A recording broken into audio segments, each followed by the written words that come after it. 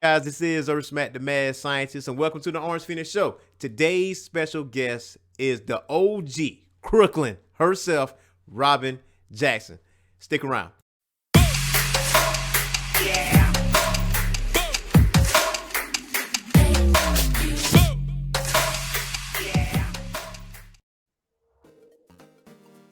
Yo, what's happening, everybody? It's your boy, Mac, the Mad Scientist, and I have a very special guest.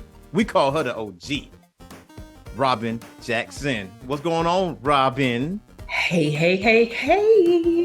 What's up, Erskine? How are you? I am all right, man. I've been meaning to have you on the show for a very long time. You just don't know how long. For those of the listeners that followed us from Podbean over to the YouTube, sometimes you see some witty banner in the chat. That is the OG. That is her all day. The one who's lusting after various people, and people will be like, that's not the point. That's not the point. Like Thanos, Rick? Yeah. Yes. That's not the point, Rob. Right. Shut up. It is for me. Thank you. You have your vices. I have mine. Thanks. That's right. So, Robin, I would go get into it. So I always ask this question. I asked this question to Silverheart Cosplay because she was the first guest on the YouTube channel. So you are the second. And it's actually been all women guests, actually. So, because we're the best. But go ahead. Yeah. You know, a little black girl magic never hurt nobody. Mm-hmm. What was your geeked out moment? What was the moment in time that you said, hey, you know what? I'm going to follow this through?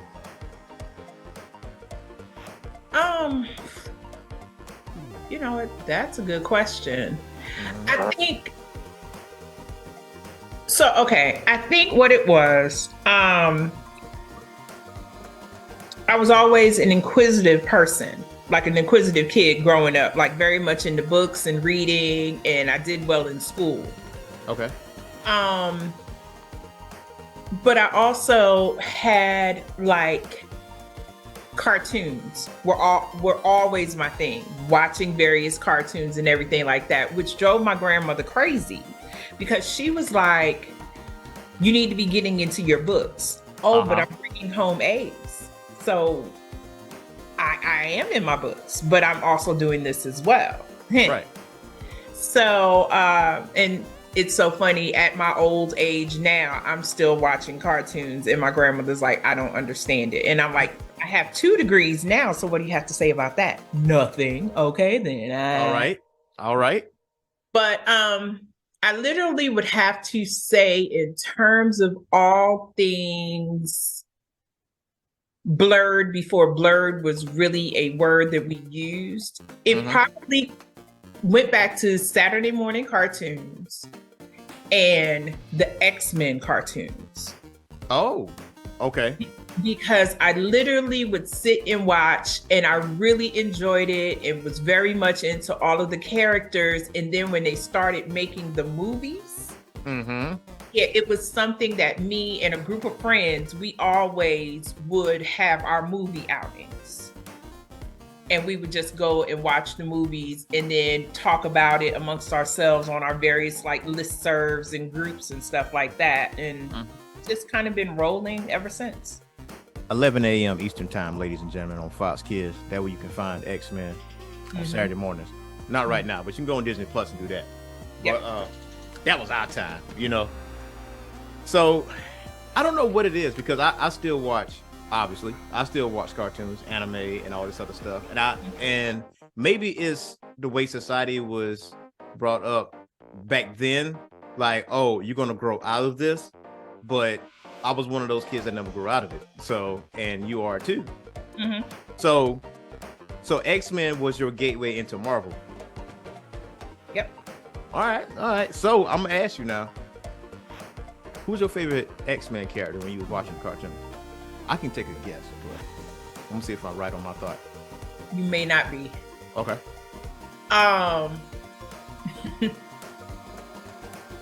Cartoon, and this is the early X-Men. You know, when it 90s. Was Fox, all of that. It was Gambit. I was like, wait. You talking about like this Gambit, like this guy here? It was Gambit. Remy LeBeau. Okay, I was wrong, Ashley. I was wrong. Who did you think? I thought Storm, honestly. I thought Storm. And then I thought Wolverine right after that. I was kind of back and forth between those 2 I'm like, she seems like a Storm girl. Storm was, it was good to see, obviously, Black woman doing her thing, controlling one of the most powerful things that we know, right? But it was something about Gambit, which is another reason why I'm really mad that this Gambit movie is never, ever, ever, ever, ever, ever, ever going to happen. But anyway, we can come back to that. Yeah, we got to switch that part. Yeah, but it was something about that character and the fact that he was such a trickster, but the fact that he was, Louisiana, NOLA type, Cajun action. It was something about him. So all of his episodes I really, really liked. So I think, my thought process is maybe the Externals episode was probably your favorite one, because that was really about him and his past, when the Externals would come to get tributes. And I was like, I do like Remy. Remy was my second favorite after Wolverine. It's just the way he was talking, and he really stood out above everybody else. Right. As far as how he's like, he always go back to the bayou. He always say, hey, back at home, and Wolverine always call him Cajun. So yeah, and I think the thing about it is that because probably also because you didn't see him a great deal as much as you did Wolverine and Cyclops and Professor X and even Beast for that matter. Yeah. It kind of lended itself to being curious about who he is and the accent and all of that type of stuff. Yeah. You vibe with it. Got my boo. Now speaking of Gambit, now he did make his debut in X-Men Origins Wolverine. You're right. Do you feel like they should have just stayed with him playing Gambit versus recasting the guy, with Channing Tatum?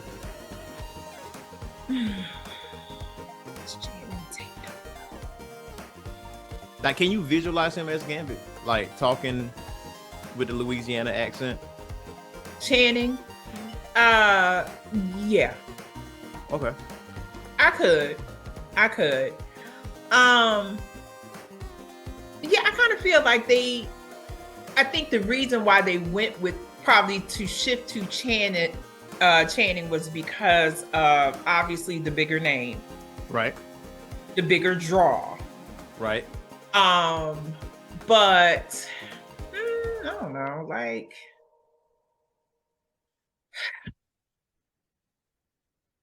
I still would have been intrigued anyway, because again, Gambit was a favorite character of mine. So regardless of who did it, it really wouldn't have mattered. Obviously, I probably would have lusted a little bit more for Channing because Channing. Magic Mike. Right. Yep. Not even Magic Mike, but even not Save the Last Dance, Step Up. I forgot he was in that movie. Yeah. Coach Carter. Was one of his earliest roles. Wow, you went back. I did. I gotta think back. Basketball team. Mm-hmm. Yeah. Mm-hmm. Okay. Yeah. Who ended up having a black girlfriend at the end too. Yeah. But anyway. Okay.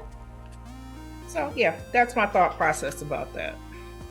So X-Men was like your gateway, but what was it like? Like, tell the listeners, what was it like growing up with Saturday morning cartoons? Because these days you can get cartoons every day, 24/7, 365, versus us watching Saturday morning cartoons, because that was a luxury, because it was nothing for us on TV until Saturday morning.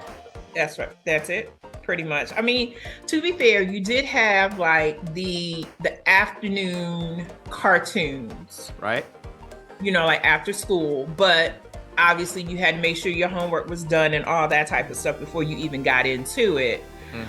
But Saturday morning was just special because that was like when you literally could turn on the TV, providing that you did not have to clean up the house. Yeah, if you hear gospel music, it's a rap. Right. You know, providing that they wasn't playing all the 70s stuff and all of that. Mm-hmm. The Bobby Blue Bland and all of that stuff. But it was the only time when you literally could go into the kitchen, make you a big ghetto bowl of cereal with the milk and sit on the floor or either on the couch and literally watch cartoons from like 7 o'clock in the morning till about 12:30, 1 o'clock. And then Soul Train. But I think like in New York for us, I think Soul Train kind of came on at 11. Okay.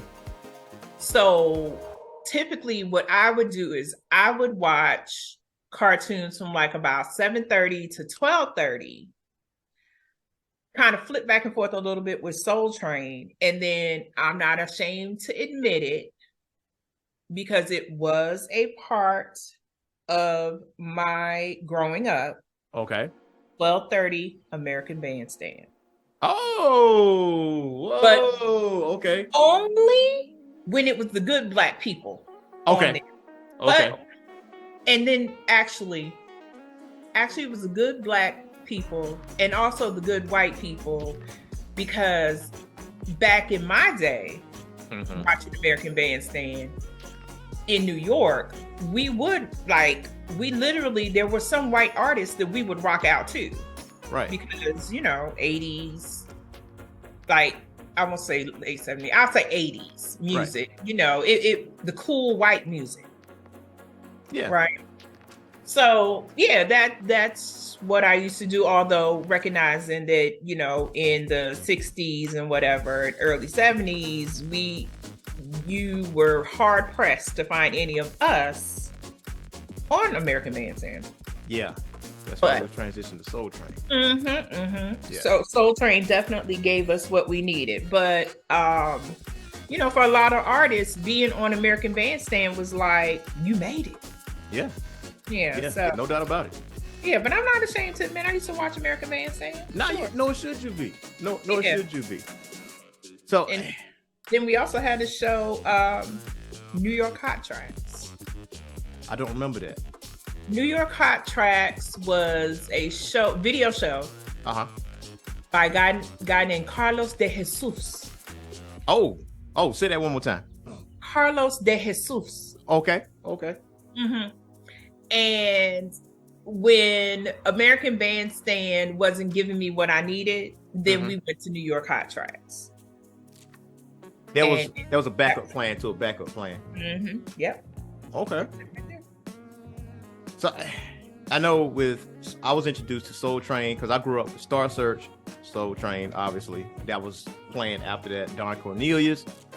And then I was cutting the grass. But I got smart with it because I usually cut the grass like right after school on Friday. That way you don't wake my ass up. And you're like, hey, you got to cut the grass. I already did it. I already did it. Or then clean up the room or something like that. Right. And mom be like, yeah, if I hear gospel music, yeah, I already know what time it is. So I'm like, I'm gonna get in there and do what you got to do. I'm gonna miss this stuff here. I'm gonna miss X-Men. Or I used to be in Cub Scouts. So Cub Scout meetings used to be on Saturday at 10 a.m. I was like, so you're just gonna put it smack dab in the middle of my cartoon block? That's what we're gonna do? Smack dab in the middle. Yeah. And I was like, yeah, I'm not even gonna lie. I'm not even saying to say. Sometimes I used to play sick because I don't want to go because I want to watch my cartoons because that was my place of peace. Getting up at like 6. Now you did say cereal. Now what was your brand of cereal on the Saturday morning? Gosh. Let's see. Trix. Captain Crunch. Crunch Berries. Okay. Cookie Crisp. Whoa, Cookie Crisp. Okay. Cookie Crisp. You are the only person I know to eat Cookie Crisp. Yep. I remember that. Definitely Cookie Crisp. And then the original versions of Count Chocula, Blueberry, and Frankenberry before this mess that they have that comes out only during Halloween. Because what comes out now, Halloween, is some trash. Yeah, Frankenberry. General Mills is trash. I'm sorry, it is. In comparison to back in the day. Okay. Because you had those 3 brands, those 3 General Mills brands. Like me, right. As a toddler, Apple Jacks was my game. That was it. Okay. Like, that was a good one. I would destroy like Apple Jacks. Like mom used to just complain because I can't keep Apple Jack. I can't keep cereal in the house because hers can eat it. It only take me a day. That's it. It only take me a day. I'd kill it. And a lot of people don't know about this cereal, and it's discontinued. And I was so mad that it discontinued it. It's King Vitamins. I used to love those. But you got to be careful when you eat them, though. It's a science to it. A lot of my friends used to eat it, and it didn't curl completely over for me. Curl being the operative word here, because you can't see when I say it's a science to King Vitamins, there is a science to it. So when you get your milk in there, you gotta let it marinate just a couple minutes, because if you eat it right away, you're gonna tear the roof of your mouth up. That's just what it's gonna be. Oh, so hell. Captain Crunch. And it looked like Ninja Stars. That's how the King Vitamins look. It looked like Ninja Stars, and it's like, yeah, I learned the hard way, but I'm like, okay, just wait about 2 minutes, and then it's like heaven in the bowl. I mean, I tried some other cereals too. I like Kabooms. I tried those. Didn't like those too much. Lucky Charms, absolutely love those. I actually Fruity Pebbles, like, it was okay. Because Fruity Pebbles and Cocoa Pebbles would what? Turn your milk colors. Yes. Yep. And you would literally eat all your cereal and then drink the milk down. Okay, so you the milk drinker too. So all right. Yes. So hey, we in the same boat. We here. Yep. We in the same boat. Cause some people like, you drink that milk? Like, yeah, why the heck would I pour that milk out for? Why I'm doing that? I would know. Right. I pour it in the bowl. I'm not wasting no milk. It's sweet milk. It's all right. It's good to me. That part. Listen. And then, of course, when my mom wanted me to be a little bit healthier, then I did my regular Rice Krispies. And I would cut up bananas and sprinkle a little bit of sugar over it. Or Cheerios. Yeah. My healthy cereal. Like you're struggling with that. Well, because I'm having flashbacks, because my healthy cereal of choice was regular cornflakes, the one with the rooster on the box. And I'm like, there's no sugar on this shit. And that was going on in my mind. And just like you, I used to get on that little stool, give me a little, spoonful of sugar, and like dash it over there. And I'm like, let it sit there for a minute. I'm like, all right, cool, we good. I need Frosted Flakes, I got to eat that fast because the sugar, the frosting on those flakes gonna disappear real quick. And soggy. My aunt gave me Kix once, and I had to put some sugar on that too. Yeah, no, I can't get with it. Can't. You don't want those Kix. It don't like kid tested, mother approved. Yeah, kids tested it, but we said it was trash. That's what we said it was. Right. You forgot that other end of that sentence there, but yeah. Pass. Thanks. Yeah, but you were right though, because they used to have like after school specials and stuff like that. In my time it was Power Rangers, and they might had a cartoon or two on, and that was like Monday through Friday. And then I remember UPN used to have an after school show, a few of them actually, and then obviously that didn't last very long, which I'm still salty about UPN. I'm really salty about that station. Yeah. I'm like, so you just used us and lose us. That's what it is. That's it. I mean, listen, they got what they wanted for. They said we're gonna be here for a good time, not a long time. Right. And now you got trash DC shows on there now, which they got Gotham Knights coming on CW, and I'm like, what is this garbage? What is this? Because it's like, it's very cookie cutter. The production value of all of these CW DC shows are exactly the same, and I can't get next to it.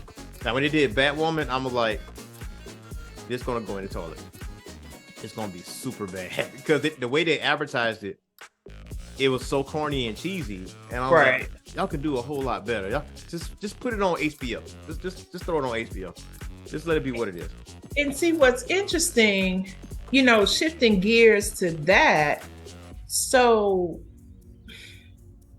I never was really a big DC television, like DC, CW, UPN type scenario. Right. Till Black Lightning. Okay. Until Black Lightning. Okay. Because it was Scooter. Uh-huh. Okay. It was Scooter. So for the listeners, it's always will be Scooter to her. Always. Listen, I don't care what other roles he plays. That is Scooter, Khadijah's man. Period. Done. So, yeah. So then I started watching Black Lightning, and then I think I got caught up in a lot of other stuff. But I would catch the shows like on Netflix. Go back and watch the episodes. Then fooling around with you guys, I got into Titans. And literally was like this. Oh, enlighten me, Robin. Because I didn't know this. You brought some new knowledge to me. I didn't know you was even watching Titans. So, I think, shout out to Tim. Shout out to Tim. And you, Tim, and I feel like and probably Leland. Yeah. Right?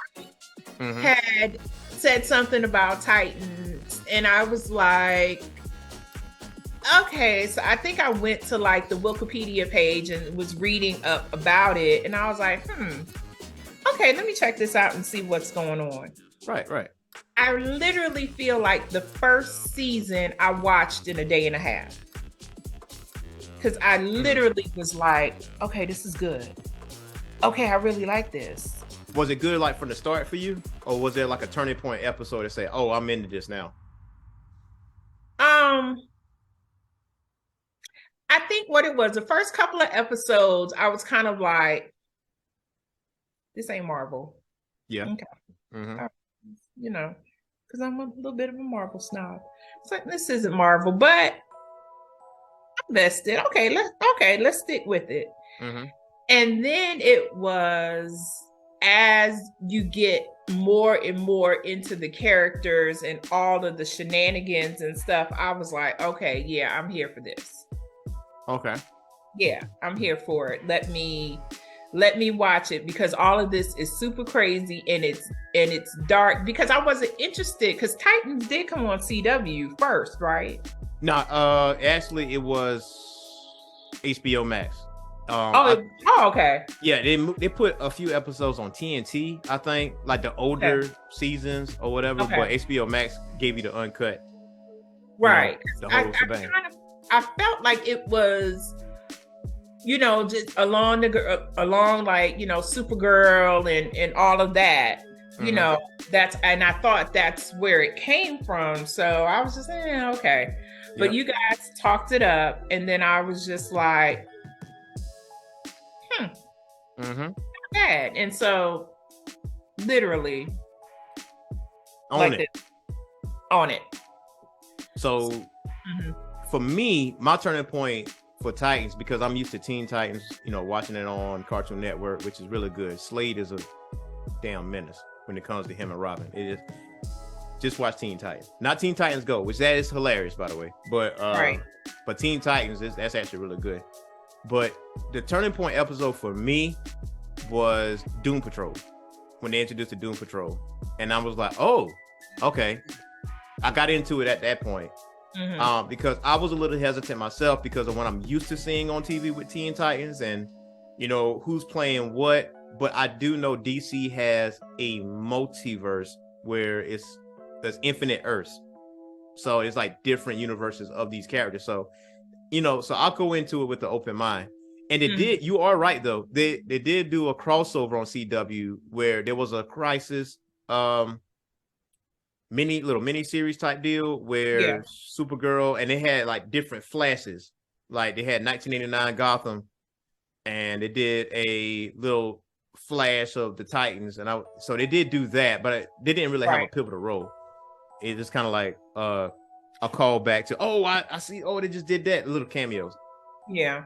So I will say Titans is ending. Right. Officially. Doom Patrol is ending. But they did say it will be a fitting end. It won't be like a cliffhanger deal where you just feel like you wasted your time. So I mean, and that's what they should do. Never end it on some BS because, boo, tomato, tomato, boo, tomato, tomato. Easily. Like, end it correctly so that we're not out here wondering what if. Yeah. Now, I am curious about the DC going forward because of who's over DC now with James Gunn. He did Guardians. He brought Guardians to light, which I cannot wait for Volume 3. I feel like I'm gonna have a little thug tear once I see Volume 3. But yeah, but since he's taken over, I've seen some improvement. He did say that the video games, the animated movies, and the live action stuff will all be connected in some way. And I'm like, okay, Marvel didn't even do that, so I'm like, okay, that might be something a little different. Right. But going back to Marvel, your baby. So MCU. Me and you have talked so many times about the MCU. So were you into the MCU right off the bat? Once Incredible Hulk dropped, or when did it go further back to like Blade and X-Men? So, okay. I never really got into Blade. So let's because I didn't. I'm just saying. I'm going to keep it real. Okay. I never got into Blade. I've never seen the movie from start to finish. To this day? To this day. Wow. Okay. Yeah. So it wasn't that. It literally was the Fox version of X-Men. Okay. Right. And then understanding the battle between Fox and Disney Marvel. Okay. Who's going to do it? The battle. And so yeah, I was intrigued starting with X-Men and the X-Men movies, particularly because they were bringing in actors that I literally liked. And I mean, the fact that we would just sit there and, all 55 million of the X-Men movies, all the iterations of them, all the iterations of Halle Berry's wig. All of that. Yeah. All of that. The fact that, Rogue was my homegirl from True Blood. Yes. So, yeah. And then as Marvel started growing and introducing, Iron Man and all of that, I got sunk in. Like, I fell down a rabbit hole. Now, let me say, I was not impressed, nor did I watch the first iteration of The Incredible Hulk. Oh, talking about Ang Lee? Was that the one with Eric Bana? Yeah, that's it's just called The Hulk, and that was it? Sure, yes. Yeah, we didn't like that either.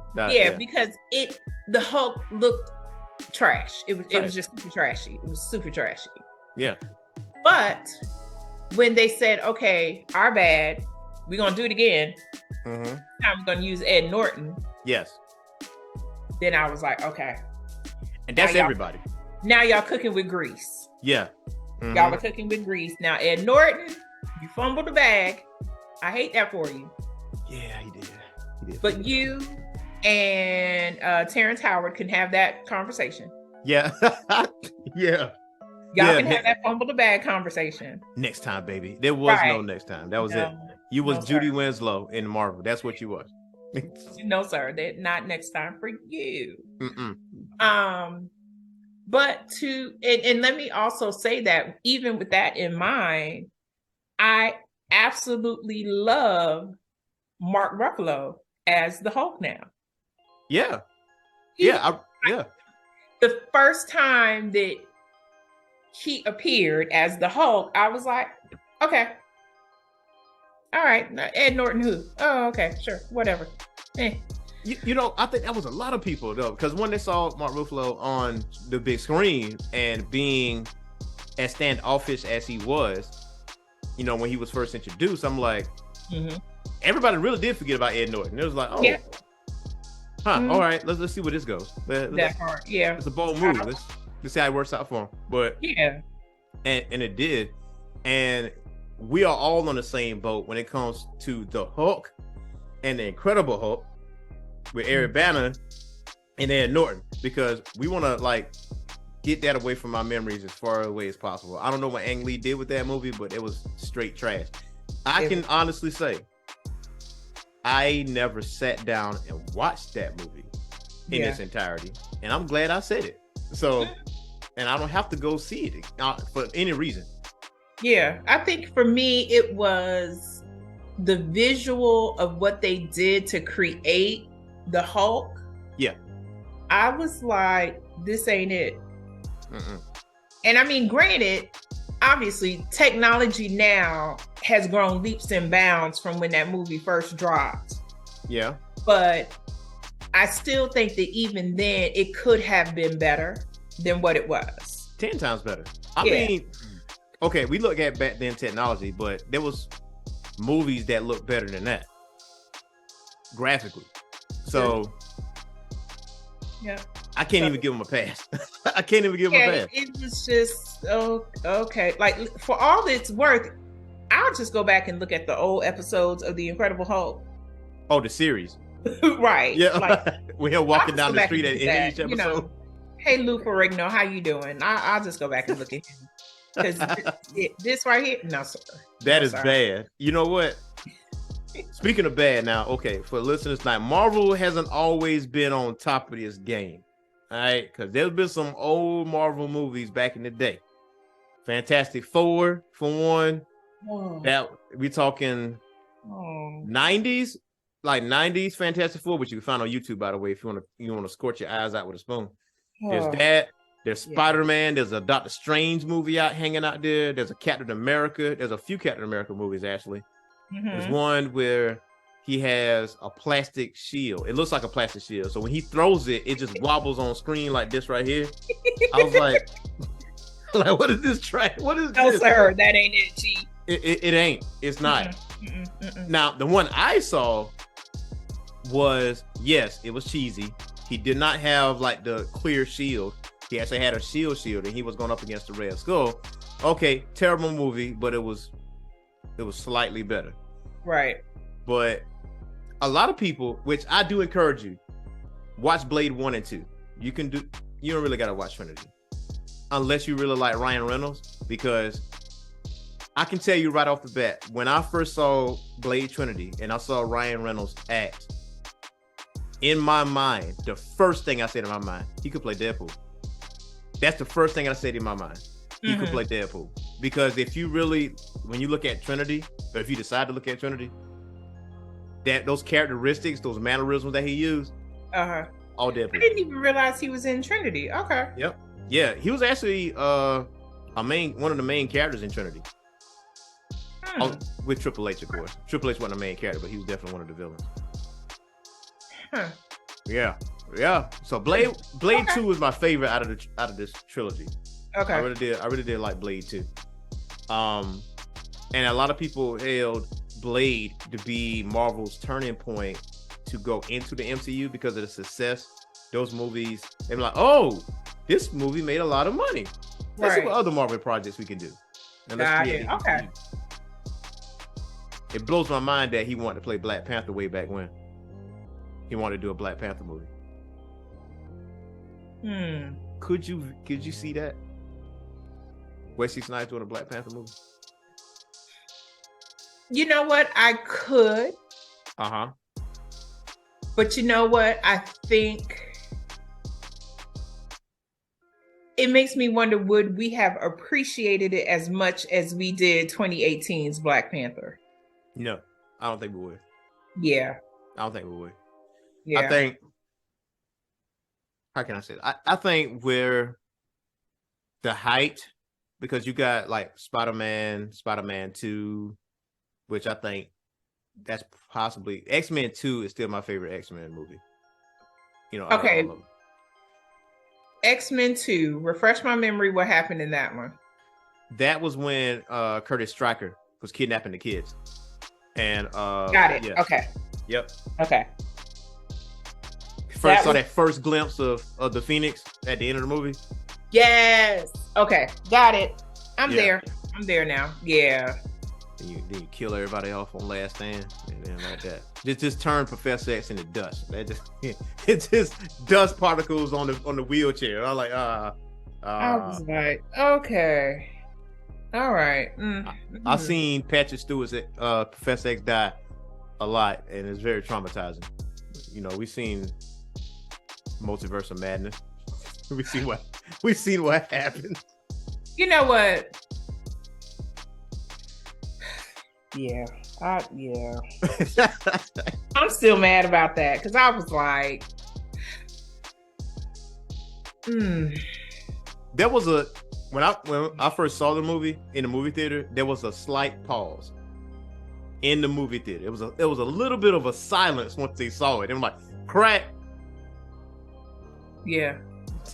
and that was it. That was it. Yeah, I mean, literally, the excitement of that scene, when you get to see everybody, you're like, ooh. And then it's like 7 minutes later, never mind. Yeah, like here's this fresh piece of pie right here. But no, as a matter of fact, I'm gonna just drop it on the ground, right in front of your face. And a whole pile of ants. In a whole pile of ants. You just watch that get eaten by ants. It was yours. It was yours. Yeah. Oh well. So, favorite MCU movie? Oh God, we can't do this. See, I'm gonna get you. So now close to the end of the show, we're gonna play a game called This or That. Okay. And I do have a list. Okay. But what's your favorite MCU movie though? Ooh. Or just say top 3 or top 5. I even make it easy. Okay.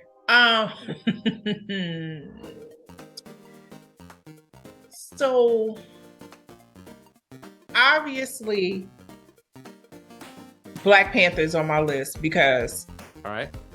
Period. Yeah.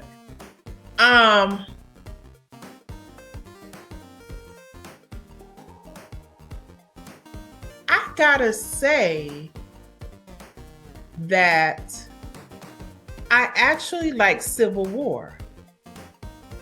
Okay. That's your number one? I won't say that's, I'm probably gonna have to do like a top 3 or maybe a top 4.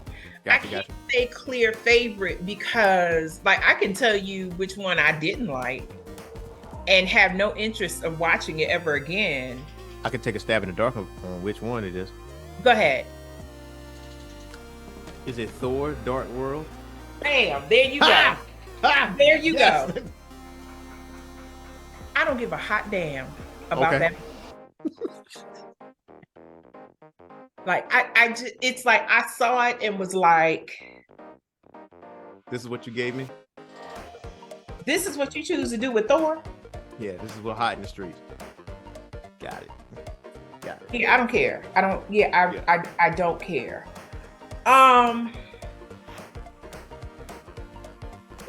Let me see what else. What other MCU did I like? Because the thing about it is I literally can watch them over and over again and act like I've never seen it before. Because you always see something new in there. Like for instance, I saw Life again for like 20th time. Never did it occur to me where Eddie Murphy's character actually took the change out the coin box in the bathroom and put it back in there. I never caught that. I was like, whoa, wait a minute. I never caught that. Right. So I get what you're saying because I can watch MCU movies all day, every day. It don't matter to me. Except for Thor: Dark World. I can't. I got to will myself through that. Oh, I'm like that. How do you want better? So, what's your 3 worst MCU movies? Dark World. I did not care for Iron Man 3. Okay.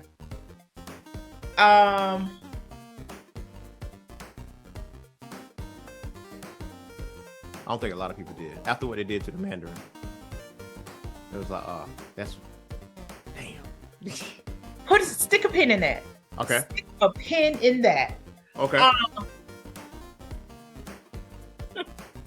Because actually, what I will say, here's a movie that I did like because it was different. It wasn't your normal hero, because we were introduced to another hero of color. Yeah. Shang-Chi. Oh, okay. So that's why I said stick a pin in that Mandarin thing. Okay. Okay, but anyway. Okay, Thor: The Dark World. Okay. Iron Man 3.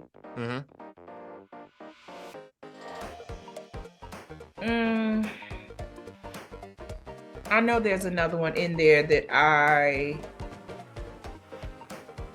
not gonna know, because I like Guardians too. Right.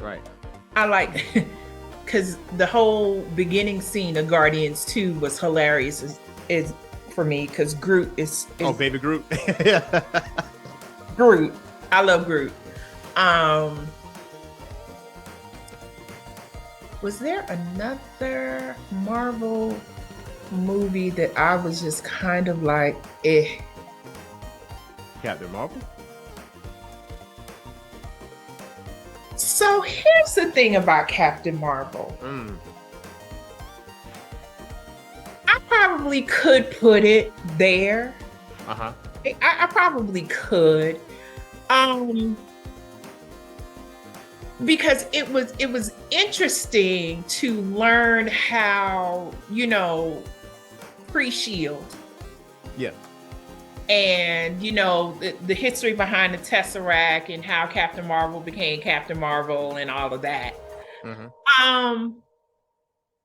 But I wasn't like, I went to go see it as an advanced screening, and I was like, oh, okay, well, I got it, yay. And it's not a movie that I need to see again. But if I had to watch it again, I'd watch it again before I do Dark World. Agreed. I definitely would watch that again before Dark World. But yeah, so I would probably say those three. Okay. So for me, my top three is Guardians Volume 1. That's my number 3. Volume 2 is my number 2. And Captain America Winter Soldier is my number 1. Winter Soldier was a good one. To me, it was grounded. So when Winter Soldier was introduced, I'm like, oh, this dude's badass. I mean, when I saw him like went for the stab and he dropped the knife and he grabbed it with his other hand, I'm like, oh, there we go. Here we go. And I really did like that. Yeah. That one, like Winter Soldier, is one that I can definitely look at over and over again. To be honest, all of the Captain America movies I can watch over again. Yeah. I'm trying to think. But yeah, so something that I was watching on Disney Plus helped me realize the connection between the Mandarin and Shang-Chi. It was a Moon Knight, was it? No. It was, and was it a cartoon? No. It was, Disney Plus has this series. It might be Wait. Avengers Assembled. Oh yeah, like declassified or disassembled or something like that.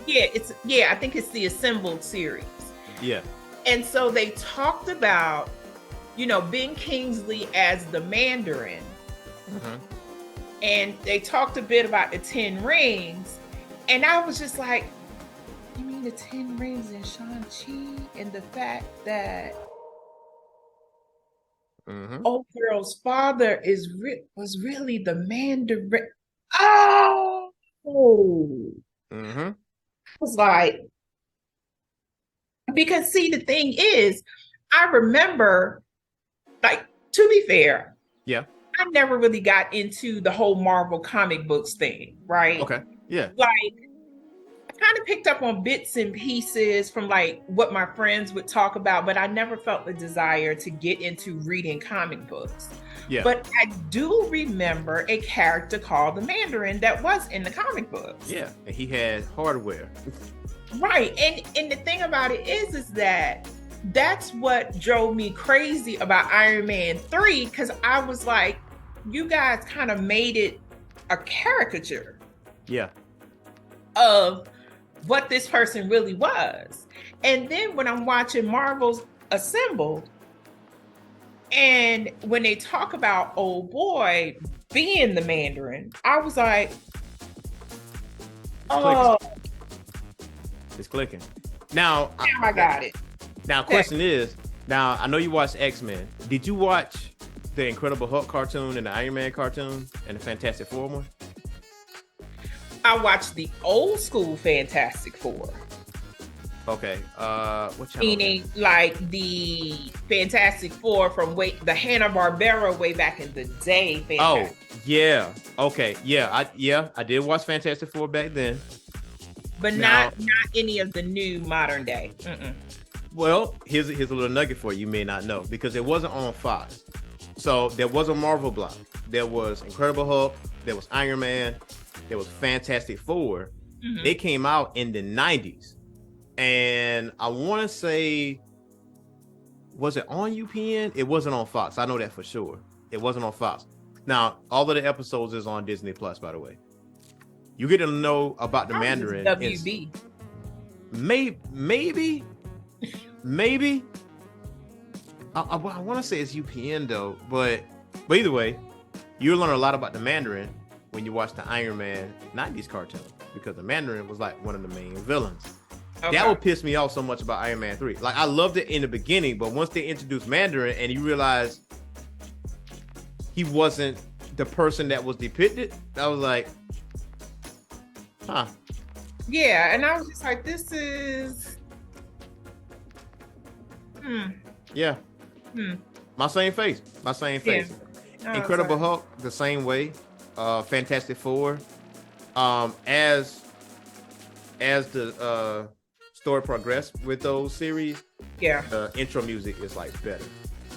And like Iron Man, the second intros, I feel like it's the best one, because it's kind of like him, like he's like in the lab, he's like, making metal, doing all this kind of stuff, and you see all these past armors like in the intro, right? And you see, I think it depicted his drinking problem too in the series, if I'm not mistaken, because in 90s cartoons you had a little bit of leeway, just a little bit, you could stretch it just a little bit, and I think it was a time where him and Rhodey was like bumping heads, and Rhodey was like Iron Man. But I would highly encourage you to watch the 90s ones. Okay. It's on Disney Plus, but you can you won't forget it. Now the newer Fantastic Fours, and don't do that to yourself. I wouldn't encourage you to do that. I mean, so here's the thing: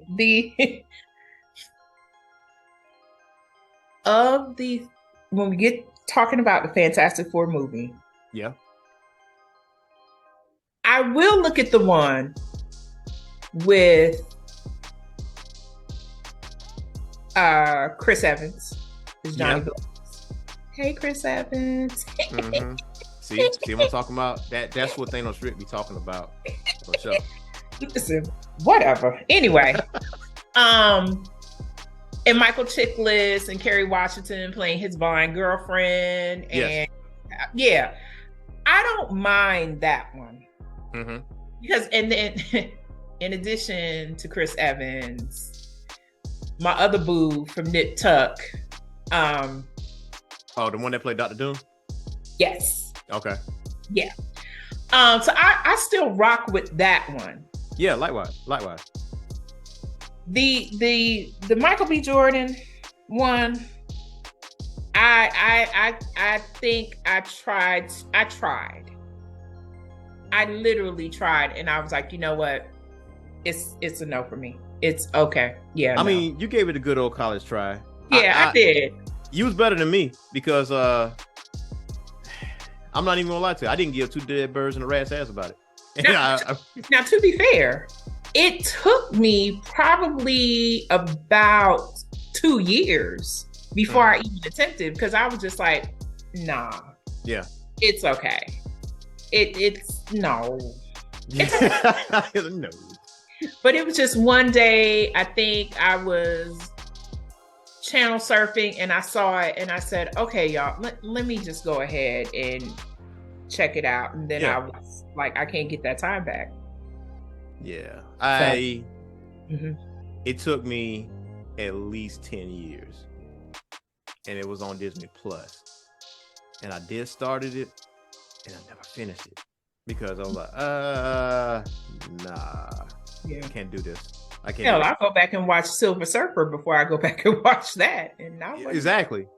Even with Galactus being that giant ass dust cloud in the sky, but right. Yeah. And I was looking for Galactus to be Galactus, and I'm like, wait a minute, this dust cloud made you Silver Surfer? Like, how is this even possible? Yeah. But Orange Phoenix Magazine is your one-stop shop for all things manga, anime, comics, video games, pro wrestling, cosplay, and more. We even have Sudoku puzzles and word finds in as well. For only $7.99, you can get your own digital copy of Orange Phoenix Magazine, whether it's the current issue or past issues. Also, if you want to save a little bit of change, you can join our Patreon for only $5 a month, and you are guaranteed a monthly issue of Orange Phoenix Magazine. Who knows? You may be featured in the magazine one day. Also, on the same website, you can click on our apparel section and check out our gear through TeePublic. Whether it's hoodies, mugs, t-shirts, or pillows, we got it, and we often have a 35% off sale as well to save you guys money. Click on the links below and to get that party started today. It's a no for me. But I do like the Fantastic Four movies, though. The one, especially the first one, 2005. Those bits and pieces of Rise of the Silver Surfer I really did like.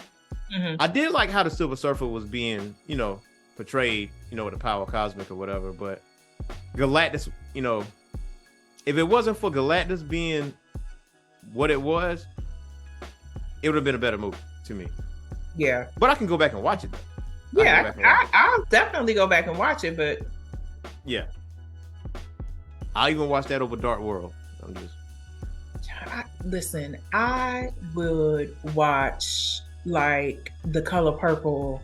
Well, that's that's my favorite movie anyway. But it's like I'd go back and watch Batman and Robin. Like Super Friends? Oh no! You talking about Adam West and Burt Ward? No. Batman and Robin.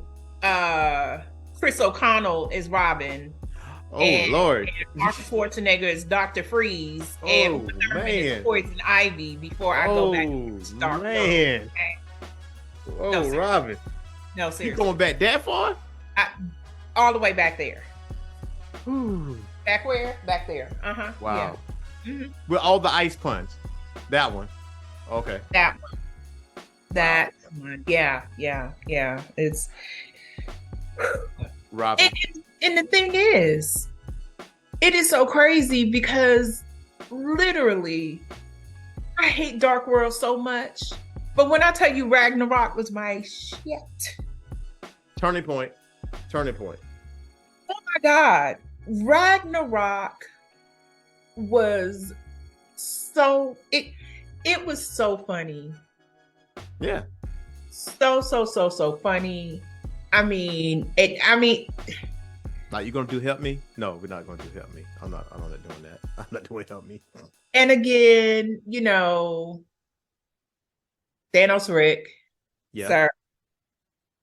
When they went ahead and gave Chris Hemsworth that buzz cut, got rid of that long hair, that cut, where he was like, "Oh, he's my friend, he's my coworker. We work together." Like, yes. He didn't even need the hammer. He didn't even need the hammer in that movie. Really, I mean, the movie was still good even without the hammer being there. Right. And it was, and I think the other thing too, what I liked about Ragnarok was the introduction to Valkyrie. Yeah. Because I was like, first of all, I love Tessa Thompson. Yes. And I love this character because she was such a badass alcoholic. Yes. You know, roughneck type thing. I just loved it. But yeah, Ragnarok, oh, thank God. Ragnarok helped to redeem the Thor franchise. And then Love and War. Oh, you mean like Love and Thunder? Sure, Love and War, Love and Thunder, child. Yeah, that one.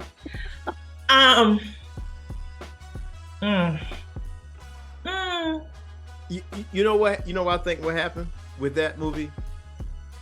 It wasn't overly terrible, right? Because Ragnarok is right here, and I wanted it to keep on that trajectory.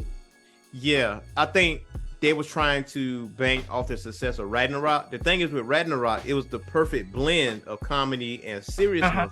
Yep. But with Love and Thunder, it went more to the humorous side and less on the serious side. And there was not that balance wasn't there. And that's why I think like people would have shitted on the movie. But I mean, you could have, if they would have kept the balance like it was in Ragnarok, it would have been a fantastic movie. Like, yeah, I agree with you. I agree with you on that. But now, you know, he got a daughter now that has one of his hammers, which I feel like, which is his actual daughter in real life. Yeah. Which I feel like that was cute. Cool. So I think maybe did he sign an extension? I want to say Chris Hemsworth signed an extension for Thor. Listen, don't turn down those Marvel checks because Marvel checks are good. I don't care if you typecast me. The checks keep coming. They clear. It don't bounce. I'm like, listen, well, Erskine, we're gonna cash you for this other movie. I got this Marvel project over here. This over here. So can we work around it? Yeah. No? Okay, well, I'm sorry. Yeah. Keep your Golden Globes, you know, keep your Oscars. I don't even want those. I just want this Disney check over here. Marvel check because I can show up, catch a check on a show. Yeah. On a TV show, I can be in another movie. Yeah. Just a 5-minute cameo. That's it. Check right there. In my hand. Nah. Mm-hmm. I'm with it. I do hope that, you know, Robert Downey Jr. comes back. Just make a cameo. Just some point. Yeah. I think a lot of people, I feel like with the whole Thanos thing being over with and you're trying to get started into phase 5, you know, I feel like there's a lot of impatient Marvel fans out there, but you got to reset. You know, it's not going to give you like balls to the wall action right after Thanos. Like, you know, but you have to have, because that's the whole thing. Understand what it is. It's like introduction, and slowly but surely the buildup begins. Yeah. Like Thanos decimated half of the world. Mm-hmm. So now it is, you know, the buildup and coming back.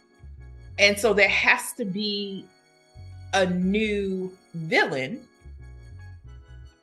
And now we have so many of them. Yeah. We got Kane. Right. Being one. Right. And then we have all these other iterations to where, you know, are they really the villain? Or is it that they are trying to contain the one who really went left? Right. You know, it's so many things that can happen. So yeah, all of it is going to take time. And I feel like some people are being incredibly lazy because they don't want to take the time to now look at the TV shows on Disney. Yes. Thank you. Yes. I feel like that. I feel that way too. And also I feel like some fans have a hard time letting go on the first 10 years of growing up with these original characters. Like, you know, Scarlett Johansson's Black Widow, she's gone. Captain America's gone. Iron Man's gone. Mm-hmm. Some of the Guardians might be gone by the end of that movie. You know, Hawkeye got Right. PTSD. He got survivor's remorse over Right. here. So I think they're not willing to receive the newer characters or the passing of the torch type deal. Right. And I'm like, don't torpedo these movies just because. Right. And I'm just like, to be fair, y'all, keep in mind there's still some people that you still have. Like you said, Doctor Strange. Yep. Still got Spidey. You still have Peter, although Peter is just like, I don't want to do this no more because I done lost everything in my life. This man broke out here.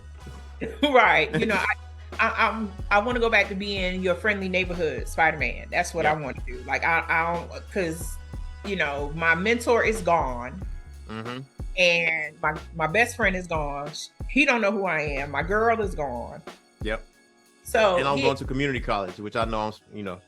Yeah. Right. So I'm just like, give all this stuff a chance, because really and truly, it was really good. And this was a conversation that I was having with one of my friends about Ms. Marvel. Yeah. People trashed it. And I was like, now I'll say this. Kamala was a pain in my neck. Like she really got on my nerves. But overall, it was actually pretty good. Yeah. Like I liked it. It was different. And there's nothing with throwing a little girl power up in there, because you always had it in the first couple of phases of Marvel. So yeah, like why not? And we need something else to offset, you know, Captain Marvel. Yeah. And then now that we about to get my girl Photon, or whatever name they want to use for her. I'm looking forward to the Marvels. I'm looking forward to that coming out. Yes. I think that every show that Marvel has done on Disney Plus, I've enjoyed. Some more than others. Yeah. Because I really did like Moon Knight. Yeah. Moon Knight was really, really good. And it was a mind fuck. Don't get it. Yeah, I was just like, pay attention to that show. Right, what is going on here? Yeah. And even Hawkeye in the comedy with the Russian tracksuit mafia. Yeah. Like it's just, it's bits and pieces, but you can't be lazy. And everybody is like, yeah, but they're cheapening Marvel's brand with these shows. And I'm like, actually, they're keeping the budget together, because you just cannot have all of just movies. You can't do that. I mean, there's some series that even been transitioning over to movies, like Armor Wars. Armor Wars is supposed to be a series, but like, now we're gonna make a movie out of this. Yeah. And then Disney was like, well, obviously they've been listening or they've been hearing people talk. Like, you know what? We're gonna fix this shit. So we're not gonna give you all these Marvel series this year. Now we're gonna spread these bitches out. Now people are upset. Nah, but y'all was bitching about this earlier.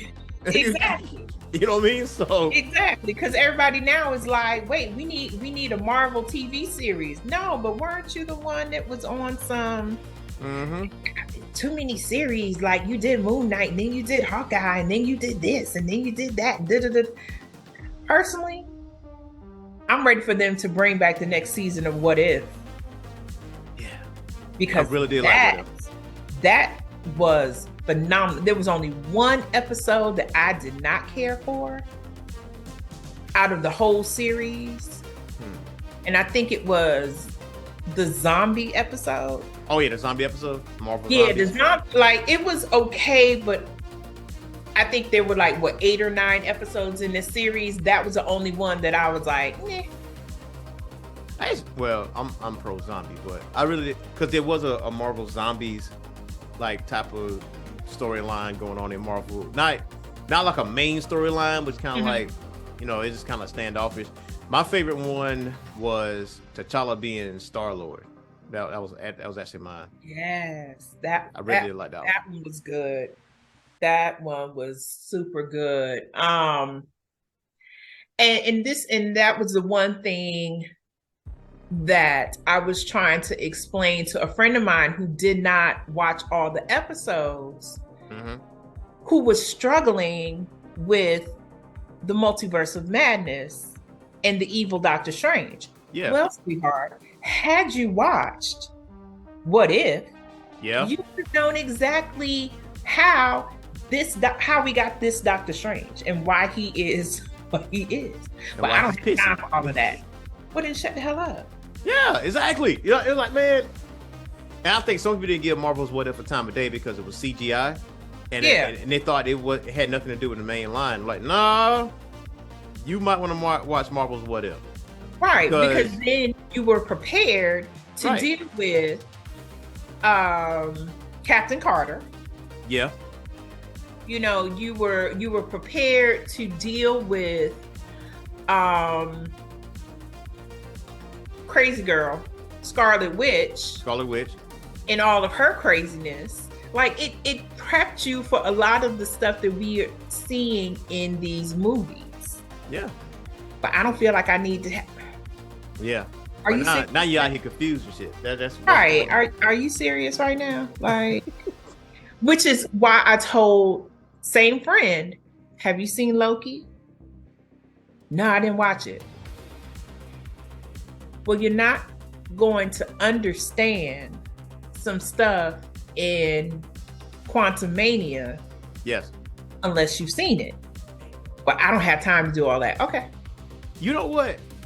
I wrote an article in the magazine about Quantumania, but now I'm thinking about it after I've written it, I really do appreciate Quantumania because it stood on its own 2 feet. It didn't rely on cameo appearances by any other character. And I really did like that fact. And a lot of people didn't like the fact it was Kang because Kang was too powerful for someone like Ant-Man. Well, not exactly, because it's a variant of him. Even though Loki, you know, I forgot what they called him in Loki, but it wasn't like a one name. He who remains. He who remains. He mentions a conqueror. He said there's many versions of me. There's conquerors. I'm like, that's Kang the conqueror. Yeah. So obviously we're gonna see this cat, and obviously we're gonna see the Kang dynasty. So I'm like, I'm with it. So now switching gears. We're gonna play a game called This or That. Yeah. Now, hopefully I can stump you on one and make at least on one. And you probably will. And this is the Hanna Barbera / Marvel edition of This or That. And you are the first contestant for This or That. Okay, let's go. All right, so Adam Ant or Secret Squirrel? Ooh, on the first one? Adam Ant. Adam Ant, okay. Adam Ant. Penelope Pitstop or Josie and the Pussycats? Josie and the Pussycats. Okay. Yogi Bear or Scooby-Doo? Yogi. Okay. Hong Kong Phooey or Jabba Jaw? Oh, damn. Yes. I'm gonna go with Scatman Crothers and Hong Kong Phooey. Okay. Godzilla or the Herculoids? Godzilla. Okay. I really did like Godzilla too, man. I really did love that show. Herculoids used to freak me out a bit. Really? Yeah. How? Oh, why? It just, I'd be like, oh, okay. Something else. Gloop and Gleep, and I forgot. My favorite one was the flying lizard because he had the laser eyes and laser tail. And he had, like, the one arm. I forgot the character's name. Yeah. But, I'm gonna save that one for later. Quick Draw McGraw or Huckleberry Hound?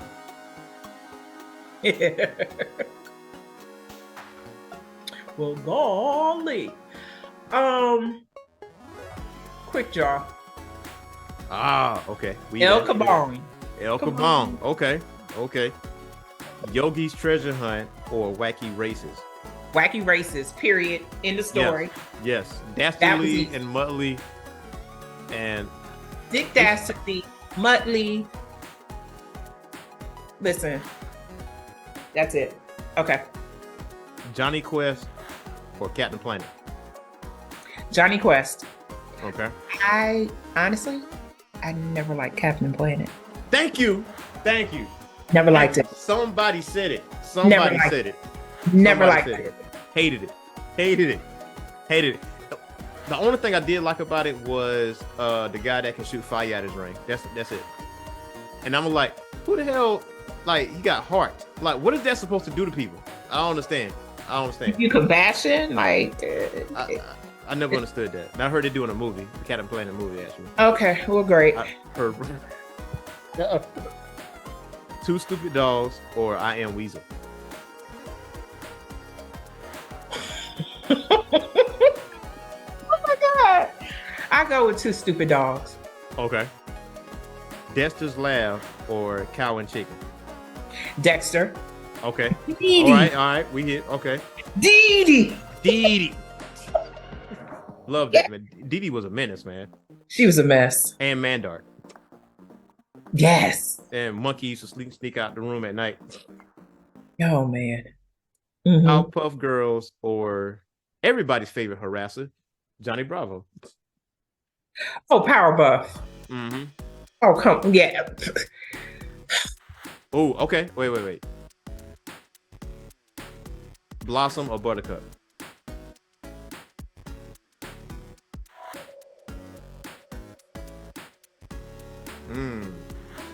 That came off the top of the dome. I didn't even have that written down.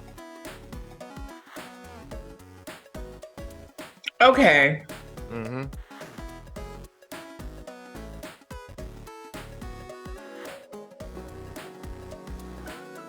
Which, oh God, because I'm drawing a blank right now. Who was the one in the green?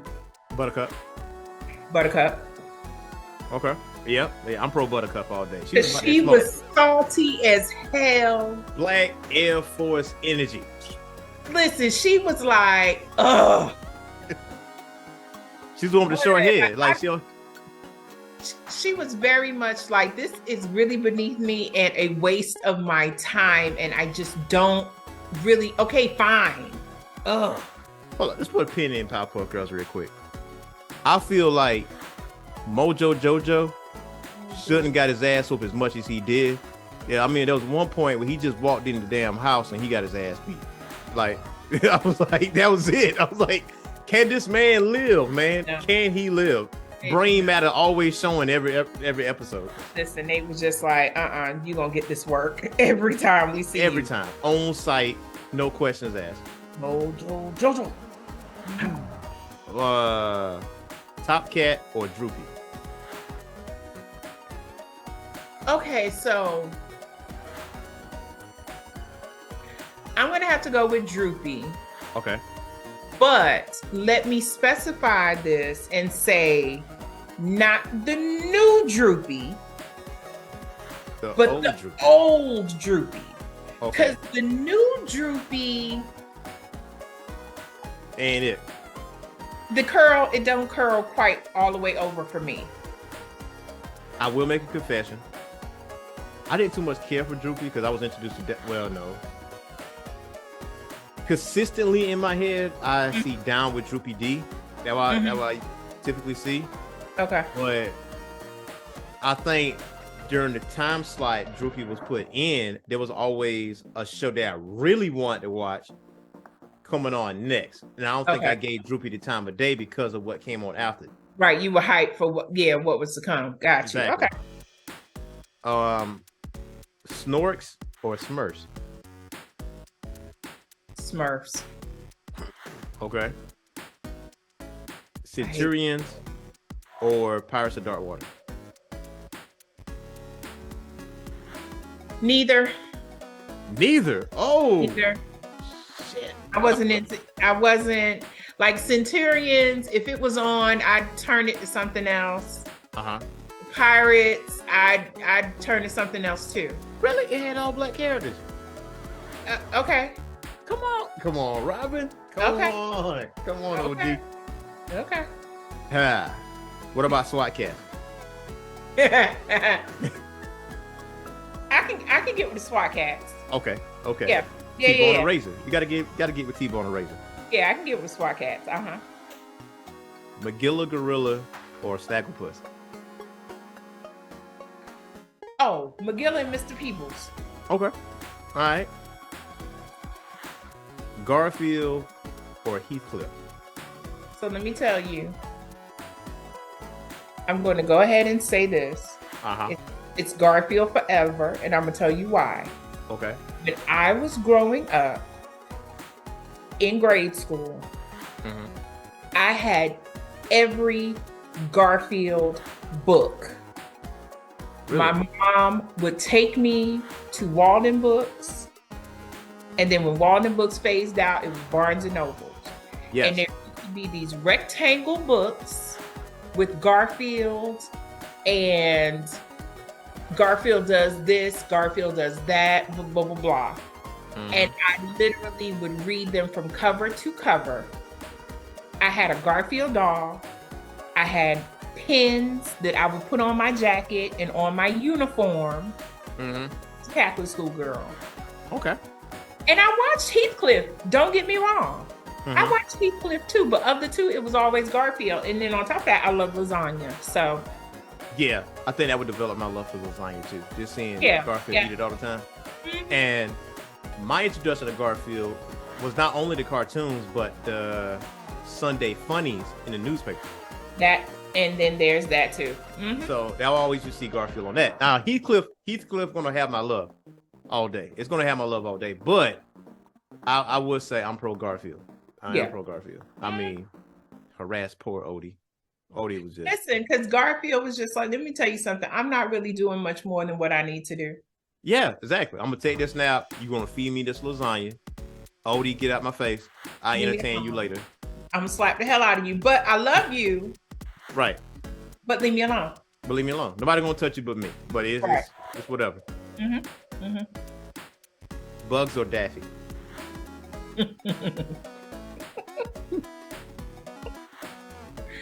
You know, I mean, I love Bugs. Bugs was a raging cross-dresser and everything. Yes.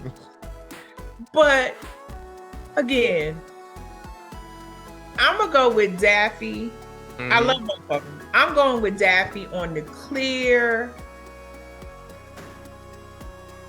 Daffy, and it was a respect thing. Like, Daffy deserved more than what he got. He did. See, okay. Yeah, we still here. We still here. Daffy deserved more. Yeah, I like Daffy too. I was pro Daffy. Y'all ain't have to, slap his little bill around. Y'all ain't have to do that. Y'all didn't have to do that. Y'all. And let me also say this. Daffy waddled so that Plucky Duck could fly. Hey, there we go. Now, that leads into this one. Tiny Toons or Animaniacs? No. You gotta make, hey. No. Because that's not fair. That's not fair. You gotta make a choice. You gotta make a choice, Robin. God, that is not fair. Because it's like... They were so similar. They were so similar. Because, because Plucky. Elevator go down the hole. I elevator go up. Elevator go down. Elevator stop. But Babs and Buster Bunny, no relation. I am going to choose Animaniacs. All right. Final answer. Final answer, Animaniacs. Because, Yakko, Wacko, Dot. Pinky and the Brain, Mm-hmm. The Good Feathers. Uh-huh.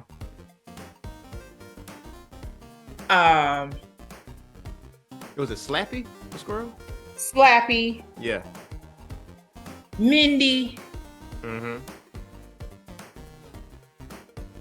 Yeah. I'm gonna go with the anime because, truth be told, if Tiny Toons, I was so crunk when they did the Animaniacs reboot. I don't think I would be as crunk if they did a Tiny Toons like reboot. Which I heard they are doing one. And it's kind of like, okay, I'm gonna watch it, but that Animaniacs, like they would just give the business and education too. and education, because listen, the country's the world. Yes. Yeah. How else would you learn? Because that was a fun way to learn it. They literally slid that in there without you knowing, and you were like just singing the song because it had a rhythm to it. That part, it's Tiny Toons was really, really good. Animaniacs, and then along those same lines, which I don't know if it's on your list anywhere, but Hysteria. Oh. Mm-hmm. That's a name I haven't heard in a very Hysteria. very long time. Hysteria was really good. Okay. Hysteria was really good. And I need to find and see if the episodes are anywhere. Because when you mentioned Tiny Toons and Animaniacs, I was like, ooh, Hysteria. Mm-hmm. Yeah, I think it might have only been like a season, maybe a season and a half. Maybe a season and a half. Yeah. Mm-hmm. Ooh, let's see. Sesame Street or Mr. Rogers?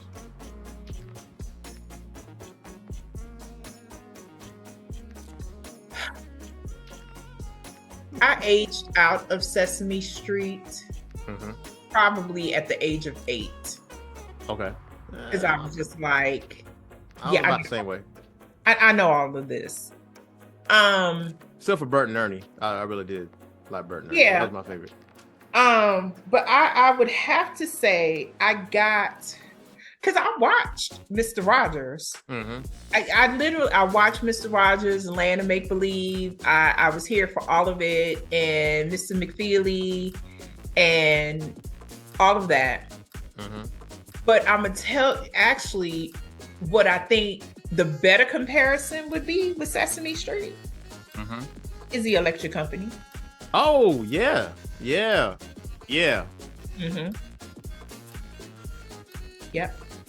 Because Morgan Freeman was already 50 years old when the Electric Company was hot. This man is timeless right here. Morgan He was already 50. I don't know how old this man is right now. He feel like he's 275 years old. I mean, that part. But yeah, so of the two, Sesame Street and Mr. Rogers, I definitely would go with Mr. Rogers, but I say that Electric Company is the better competition with Sesame Street. Because the Electric Company was, legit. Yes. Yosemite Sam or Elmer Fudd?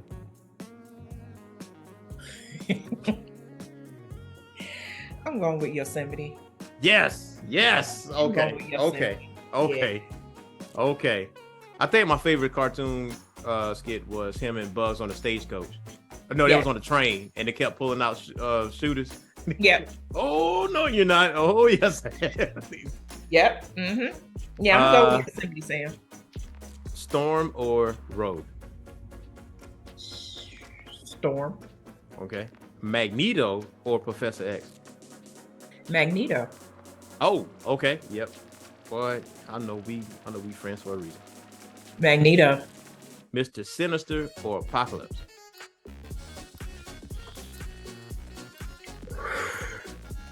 I'm gonna go with Apocalypse. Bishop or Cable? We're talking 90s X-Men.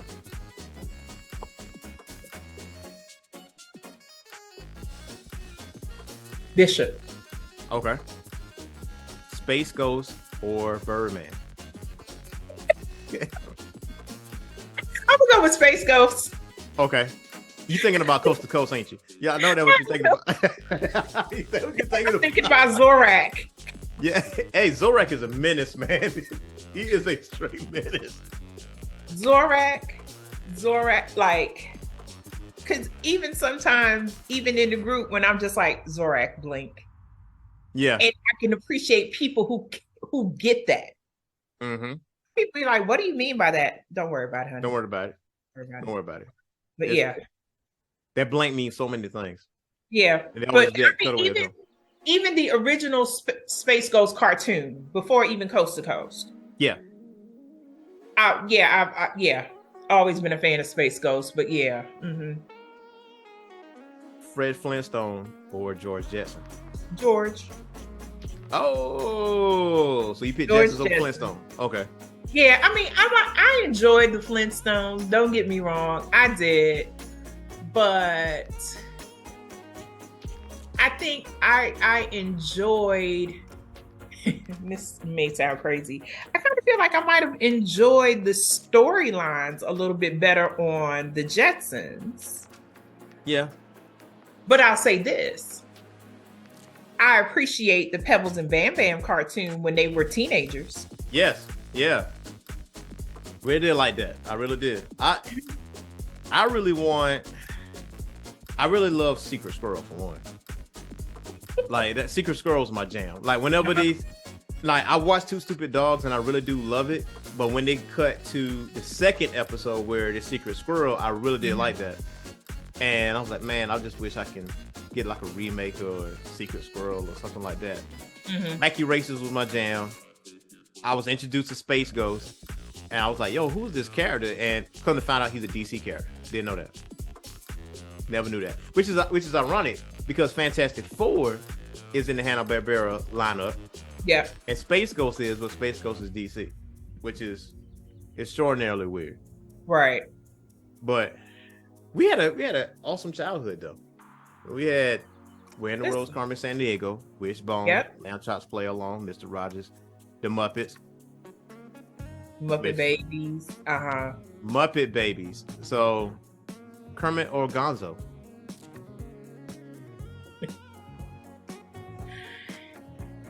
As grown or the babies? As the babies. Yeah, I'm still gonna go with Kermit. Kermit? Yeah, I'm still gonna go with Kermit. Would you go with him as an adult? I would go with Gonzo as an adult because Gonzo and that damn Camilla. Yeah. Mm-hmm. That really tickled me. That really tickled me. So who's your favorite Muppet out of all of them? Statler and Waldorf. The old man in the particularly now, like they were just reading for filth. Yeah, all the time. Statler and Waldorf, they were the best.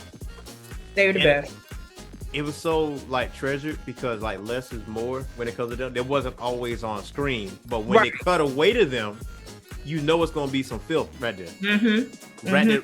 Every Muppet movie, like Muppet Treasure Island, because they were a part of the front of the ship. And I forgot what they said. Muppet Treasure Island is like one of my favorite Muppet movies.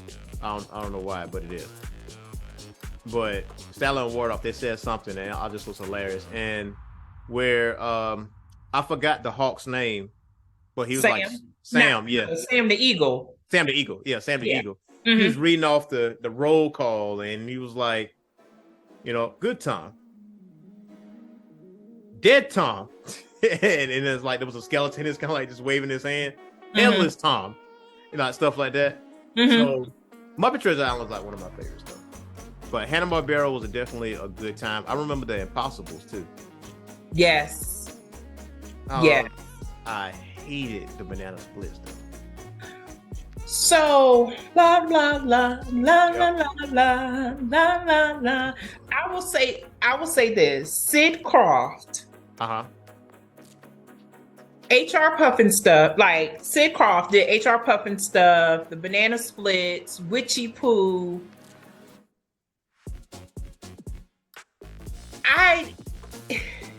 It's incredibly cheesy now to look at it, but it was something endearing about it when, you know, I was younger that I used to like. And it was interesting because it used to be like this Sid Croft hour, and it would be Banana Splits or HR Puffin stuff, and then it would be the Land of the Lost. Land of the Lost. Yeah. Yeah. I hate it. You hated Land of the Lost, yeah. I was like, because this is so fake. God, this is so fake. What? Why? Why is this a thing? Why? But did you watch Dinosaurs? You didn't watch Dinosaurs either? Yeah. I didn't finish it. I did like it for what it was, like growing up, but I think I kind of grew out of it. I wouldn't go out my way to watch it. But if it's on TV, it'll play in the background while I'm doing something crazy. I was never big on Land of the Lost either. Never been my thing. I don't know what it was about the Banana Splits though, but as a kid, it used to always piss me off. I'm like, who put them on TV? Because it was like really, really goofy, and it's like, you know, y'all literally running around doing all kinds of crazy antics and stuff, and like you roll up on the wrong person, and all y'all gonna be shot dead. Yeah, easily. Yeah. So It was different times. It was different times. I just can't fathom why you couldn't get into Pirates of Dark Water, man. I was like, and that hurt me a little bit, like right here. It hurt me in the chest a little bit. It just didn't do anything for me. Did you watch like a full episode? I'm sure I did, and I was just like, oh, okay. It was pretty edgy though for what it was. The budget on that cartoon was pretty large. Like the way the animation was, and because I saw like the whole series at a convention, I was like, yeah, I want that. Let me buy that. And it's still on my TV, and it never finished. And I think it was a game on Sega Genesis, and I bought that, and that was really, really good actually. And I just like the fact that it was just black characters. Like the main characters was black, and everybody was like of a darker tone. Like, you know, I'm like, oh, I really did like that story. I'm like, your dad just gets washed up to shore, who you never met, and then you find out that it actually is your dad, and he died right in front of you after 30 seconds of meeting him, and you find out you're a prince, and you got to find 13 treasures to stop dark water, and the word winches start coming up. I was like, oh, they are doing this. Because now looking back on it, like looking at it now, I was like, damn, they said it on TV. They actually allowed this on TV. But you don't get that now, kids. Not these days. You don't get that kind of stuff. No. It's just, you know, the cartoons of yesteryear, they were just fun. Yeah. But in the same regard, they were hella racist. Yeah. Listen. She's not lying. Tom and Jerry. Yeah. With the mammy, and now how the voice of the mammy has changed. Yeah. A pleasant. It used to be Thomas. Thomas, yep. What you doing in there? Mm-hmm. I was like, Thomas, what's going on? Yeah. That was. It was. And it went, and it just kind of like. Yeah, I mean, because back in the day, it was like, it was whatever. Like, you know, back in the day, like when, the Jungle Book and Bruh Rabbit and all of that. What was it? What was the Disney cartoon, The Sound of Something? But it was the Bruh Rabbit, and not Heckle and Jekyll. Mm-hmm. Heckle and Jekyll. But the in the cartoon, there were these magpie birds that were very much stepping right? Yeah. And now all of that has, they regenerated and revoiced and done all of that to make it more PC. But like back in the day, we didn't think anything of it because it was, it was funny. It was comical. Right. But yeah, now, so it's like a whole lot of these old school cartoons are non-existent, but I actually found quite a few of the old ones on Amazon Video. What you talking about? So hold on, let me see if I can find this really quick. There is a series of the old school cartoons that I came across on Amazon Video. And if okay, be quiet, Siri. I asked you. Oh my gosh, I have got to find it. But it's like Casper the Ghost, the old Tom and Jerry's, Speed Racer, like the old Hanna Barbera stuff. And that's on. Yeah, I'm gonna need that link. Yeah, I'm literally trying because it's been a while since I looked at the episode. But hold on, let me see if I put in this, if I can pull it up.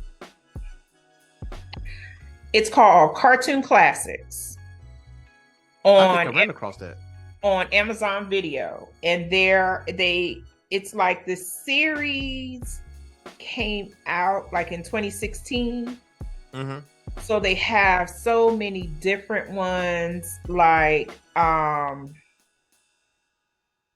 they're about 3 hours of it says basically enjoy 3 hours of classic cartoons from the golden age of animation. I'm down with that. And I came across it one day and I was like, oh my god, these are all like my cartoons from back in the day, all the stuff I grew up with. Although I would love to see some old school episodes of like Woody Woodpecker. If Woody would have gone to the police, this would have never happened. This would have never happened. I think it would be my joint. I thought I saw Woody Woodpecker somewhere. I don't know if it was on Tubi. I think maybe it was on Tubi, but I know I ran across it somewhere because I got so many streaming services. It's ridiculous, but right. Like they literally have Popeye on here, Mighty Mouse. Oh wow! Here I come to play the day. Now I had a VHS tape that had like 18 of the greatest cartoons or something like that, and I used to run that tape out because the first cartoon that showed up was Mighty Mouse. The last one was Bugs Bunny, but it was all, the Technicolor type stuff. Casper was like in the middle, and of course there's some obscure cartoons. It was part of the Looney Tunes era, but it wasn't like the main characters or whatever. But right. And on that VHS tape was the Bugs Bunny. It got replaced by Elmer Fudd. But the original character was black guy. And of course, it was a stereotype. Of course. And I was like, so at the time, it didn't really hit me. It didn't really hit me at the time. And then I look at another cartoon at Elmer Fudd. I'm like, wait, they replaced Elmer Fudd with this. They replaced him. So somebody must have said, this ain't it. And then just put Elmer Fudd in that spot. And then it was the exact same cartoon. But other than that, I ran that tape out. I had that and the Jetsons Meet the Flintstones. Yes. I used to watch that all the time when I get sick. Like when I get sick and I stay home, I used to like usually around about 7:00. My memory is so crazy. 7:00, I used to give me some SpaghettiOs or something like that and watch Jetsons Meet the Flintstones. Oh, not the SpaghettiOs. Yep, SpaghettiOs. Oh, throwback. So I got something I'm surprised didn't come up. Uh-huh. Um, Rocky and Bullwinkle. I got a confession. What's up? I didn't too much care for Rocky and Bullwinkle. That wasn't my jam. That wasn't my jam. Crucify me. It wasn't my jam. Okay, well, so we even. Yeah. We're even. Uh-huh. Mm-hmm. Because let me tell you the ways that I loved Rocky and Bullwinkle. Boris and Natasha. Yeah. Okay. I do remember the characters. Like Boris and Natasha was kind of like the standout for me. And Mr. Peabody and Simon. I don't know, Mr. Peabody. I used to love Rocky and Bullwinkle.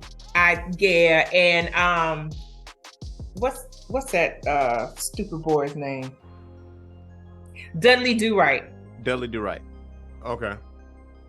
Didn't they do a movie with Dudley Do-Right? With Brendan Fraser? Brendan Fraser. Okay. Yeah. Okay. Yeah. I know I wasn't tripping.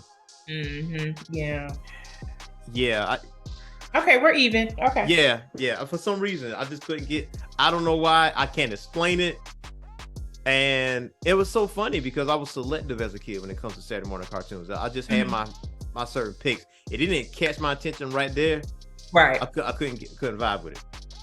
So, and maybe because Rocky and Bullwinkle used to come on later after all the cool stuff was coming on, like Spider-Man. It was a later. And then I think the other thing with Rocky and Bullwinkle too, I'm not sure that it was as consistent when it aired. Yeah. Because sometimes I would go and look for it and it would be there.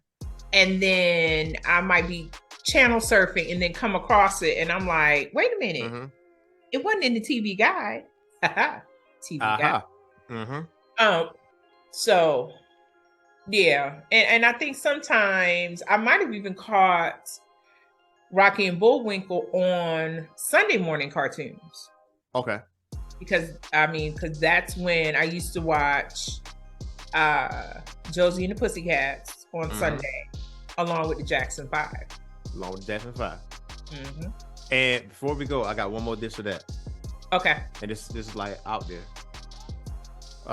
Different World or Cosby Show. Well, shit, you can't have one without the other. Technically, you can if you eliminate the first season on one show. True. Technically. True.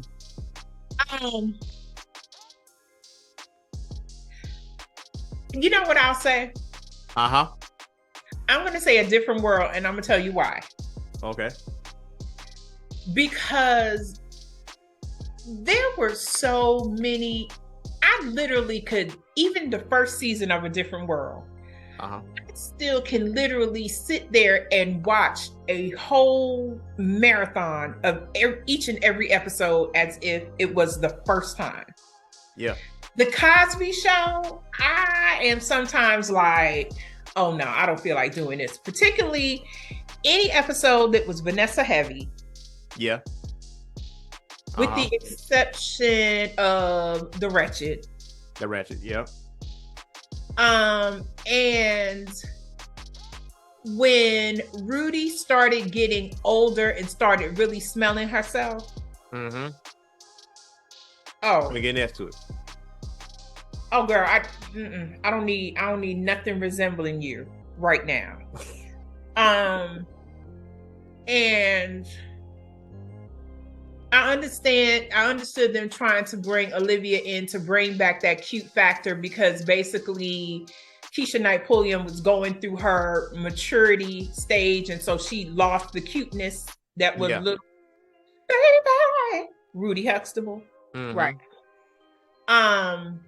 But I definitely would still go with A Different World, even though toward the end when NBC was like, okay, y'all trying to tackle too many issues and we're trying to keep this lighthearted and fun. and Debbie Allen was like, no, we need to address this and talk about it. Yeah. Even with all of those episodes, as much as people talk about the toxic relationship between Dwayne and Whitley, and you know, Whitley messed up because she should have married Byron, whatever. Okay, fine, whatever. She didn't. Let's move on. Yep. Yeah, I'm still gonna rock with A Different World. I'm the same way because I wasn't as into the Cosby Show as most people were. Mm-hmm. And like you, I can go back and watch A Different World. Like, I feel like once a year, I go through the entire series, at least once a year. Yeah. At some point. Mm-hmm. And I do watch it like it's my first time watching it. That's just what it is. I don't know what it is. Everybody went to Hillman. Like, we all Hillman alumni. So it's like, it is what it is. Exactly. And I love the fact that, you know, you saw like your frat brothers and sorority sisters like in the background somewhere, like sprinkled in back there with the letters. And I was like, okay, I really do dig it. Made it real. Yeah, it made it real. It really did showcase the HBCU experience. I done went to HBCU, but you know, every time I finish watching Different World, I'm like, damn, I wish I would have went to an HBCU. Exactly. You know? Exactly. And I think for me, although it's definitely not the same. So for anybody that went to HBCU, don't be trying to come down my neck talking about, well, you didn't go. I did not have the HBCU experience. I had an HBCU adjacent experience from the social aspects because I'm down the street from the AUC. When I went to Georgia Tech, I'm down the street. So whenever I wanted to, you know, connect with my people that I went to high school with, who Morehouse and Whitney Spelman, we went right down Northside Avenue and had that experience. Yeah. But, you know, yes, it's different. I'm not saying it's the same, but I'm glad that I had what I had, because some people didn't even have that, right? Yeah. So I wouldn't trade my experience for anything in the world. I absolutely enjoyed what I had. Yeah. Likewise. But yeah, when it comes to like the Cosby, I think one of the things that I really liked about the Cosby Show really was the intro. When the new season came, I wanted to see what was new, what they were going to do. Yeah, that was the catchy thing to it. That drew your attention right off the rip. Right, but I love Cliff and Claire's parents. I hated Sandra. I hated Elvin. Winnie and Nelson. I thought it was raggedy that y'all brought Martin back when initially, right? That was Sandra's man. But I mean, the Cosby Show was good for what it was good for. You know, the introduction of Black excellence. And it was good to see, you know, a black man, successful black man with his successful black wife and their kids were going through, you know, all kinds of things. Right. But now I'm still absolutely going to give it to A Different World. Yep, likewise. And going back to Animaniacs and Tiny Toons, I had to rack my brain too. I'm gonna have to choose Animaniacs too, and it hurts. It hurts so much to say that. I mean, it's because both of them were so good. Yeah. Like they were both good, and I'm like, didn't Animaniacs come from Tiny Toons? Because wasn't Animaniacs like a little segue, like a little part? I think it was, because you know they call themselves the Warner Brothers and the Warner Sister. And the Warner Sister. Mm-hmm. And yeah, I don't know which one came out first, but Tiny Toons had me by the neck. I'm not even gonna lie, it had me by the neck. They did. And then Animaniacs came out, and I think that branched out to other things like Animaniacs and then Freakazoid, and then there's some other stuff. Oh, Freakazoid, yes. Mm-hmm.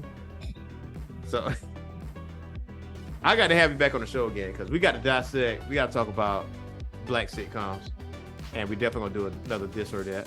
So listen, let me tell you, you let me know, because my black sitcomness knowledge and conversation, yeah. Oh, Yep. and Tiny Toons did come out first, then Animaniacs 3 years later. Okay. Yeah, Animaniacs came in '93. I feel like, but it's so ran together. It feels like they came out at the same time, but it really didn't. But yeah, we definitely gonna do a black sitcom show. Like, definitely gonna do a this or that. Cause I feel like, and you got to hit me with a this or that too. I gotta, and I know you're gonna try to stump me too, cause I see the smirk on your face. So like, yeah, I'm gonna get you. I can think. Yeah, I can think about. Yeah, even or either just overall TV shows. Definitely doing black. Yeah. But we do have to take it back to the sitcom era, because there have been some good ones. Yeah, and some that didn't even last long. Thea, for one. But South Central. Yeah, that's another. And that wasn't even a sitcom, really. That was it was South Central was, I can't even call it it was just a 30-minute drama. Yeah. And there was another one. It was on UPN, and it had Miguel Nunez, I think Terrence Howard was on it. Not Suits. It had John Avery. He was like one of the main guys. I forgot the name of it. They were lawyers. It was a law firm. Yeah. Dang it. Not Suits. Oh my God. Okay, see. I'm gonna have to Google it. Are you Googling? I'm gonna have to Google it.